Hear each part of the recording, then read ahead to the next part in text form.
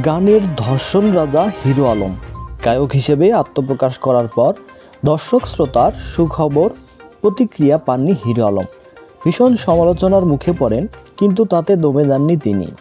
বাংলা গানের পাশাপাশি ইংরেজি, হিন্দি, আরবি, চাইনিজ ভাষার গানও কণ্ঠে তুলেছেন সমালোচনার তোয়াক্কা না করে। সর্বশেষ রবীন্দ্রসঙ্গীত গেয়ে তুমুল সমালোচনার মুখে পড়েছেন হিরো আলম। সোশ্যাল মিডিয়ায় ক্ষোভ প্রকাশ করে উদীয়মান কণ্ঠশিল্পী মনির চৌধুরী প্রশ্ন তুলেছেন, হিরো আলমকে থামান, একে থামানোর কেউ নেই। আমাদের সঙ্গীতাঙ্গন কি এতটাই অভিভাবকহীন? এই দেশের গানের ভাণ্ডার হাসন, লালন শাহ, আব্দুল করিম, নজরুল, রবীন্দ্রনাথের মতো গুণীদের গান নিয়ে সমৃদ্ধ। আরও কত গুণীজন লিখে গেছেন ভাটিয়ালি, জারি, শালি, পল্লীগীতি, দেশাত্মবোধক সহ আরও কত গান আছে। বিশ্বের দরবারেও বাংলা গানের উচ্চ মর্যাদা। সেই দেশে একের পর এক গানের ধর্ষণ করে যাচ্ছে এই অসুস্থ মানুষটা। এত বড় সাহস হয় কি করে ওর? রবীন্দ্রসঙ্গীতকে এভাবে বিকৃত সুরে এত জঘন্য গলায় গাওয়ার এখন পর্যন্ত ঠিক করে শুদ্ধ ভাষায় কথা বলতে পারে না। উনি হাজির হয়েছে রবীন্দ্রসঙ্গীত নিয়ে।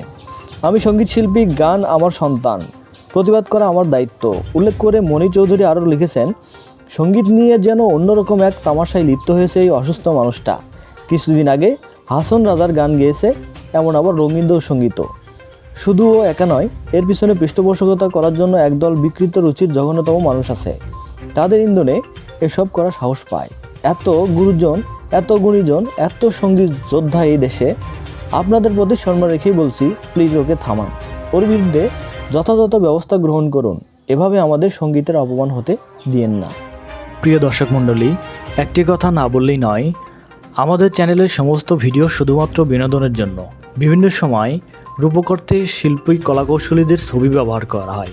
এটা সবাই বিনোদন হিসেবে গ্রহণ করবেন। ধন্যবাদ।